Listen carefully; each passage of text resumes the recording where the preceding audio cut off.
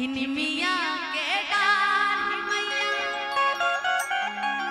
अरे डाले आसनावा की झूली रे झूलीना खिनमिया के डाल मैया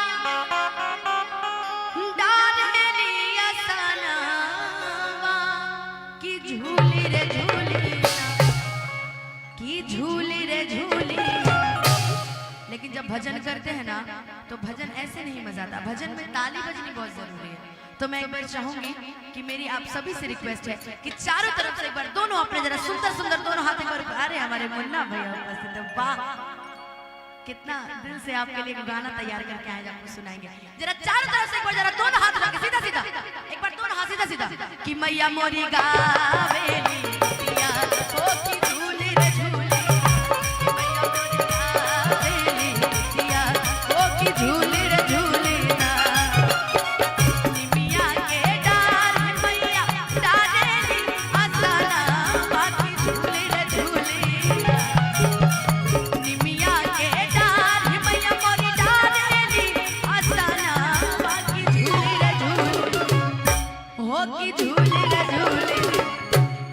भक्ति भजन में मन वही लगाते हैं ना जिनका मन साफ होता है।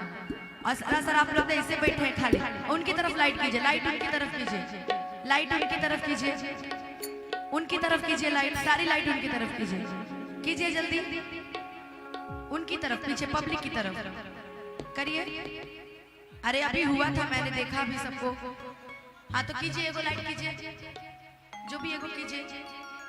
हाँ हल्के हल्के आप लोग दिखने चाहिए ना। मेरा एक बार दोनों हाथ रखे सीधा सीधा दोनों हाथ अतनी झूम के आए यहाँ के अंदाज में कि मैया मोरी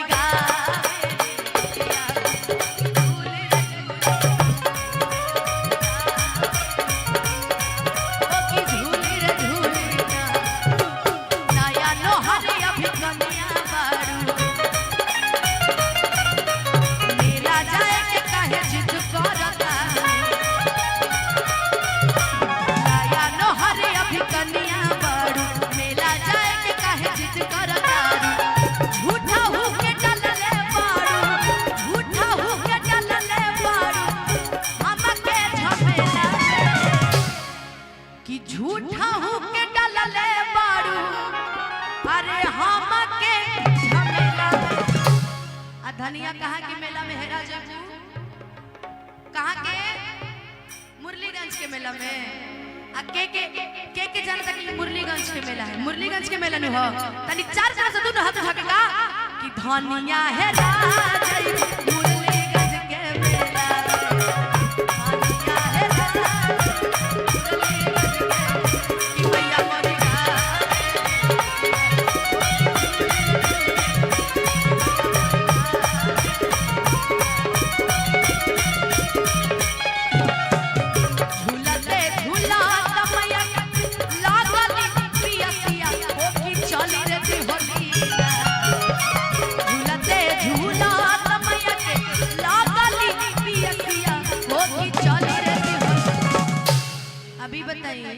कि जब माता रानी के प्यास लगेला तब माता रानी कहाँ चली, नल के लगे ना। माता रानी कहाँ चली, हमार चाची माई तो दिखते ना बड़ी, तो हम केकरा से पूछी हैं केकरा लगे, मालिन के लगे। वाह एक बार तनी अपना खटिन ताली बजा ले। वाकई आप लोग के पास ज्ञान है ना, बस यूज नहीं करते आप लोग। और चारों तरफ से खाली भजन पे ताली बजवाएंगे, बाकी सब तो रउआ लोग खुदे बजाए, लेकिन चारों तरफ से एक बार हाथ दोनों उठा के मिलके गा दी कि माला होरिया दुवरिया मैया चली रे होली।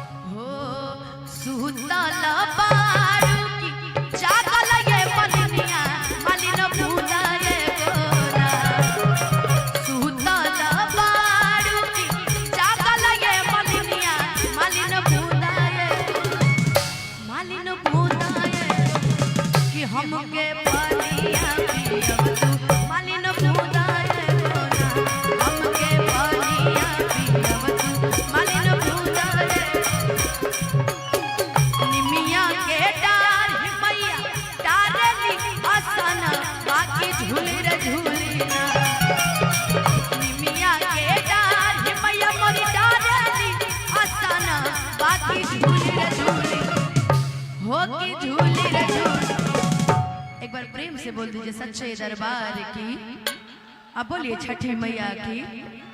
अब बोलिए अपने अपने माता पिता की। दोनों हाथ उठा के जब जयकारा लगा रहे हैं ना आप लोग, तो बिल्कुल इतने सुंदर आप लोग लग रहे हैं ना। लेकिन मैं क्या बताऊं, लेकिन तालियों में थोड़ी सी कमी है। लेकिन हाँ, हम चाहेंगे कि अब जरा ऐसे जरा दोनों हाथ उठा के सीधा सीधा आप सबको हम देख रहे हैं, हमारी जितनी माताएं बहनें जरा दोनों हाथ उठा के। अब भजन की आखिरी लाइन पे बरसात देना है, सभी जितने भी हमारे दोस्त हैं पीछे दोनों हाथ उठा के और डांस करके और झूम के कि मैया मोरी गावे रे सिया, ओ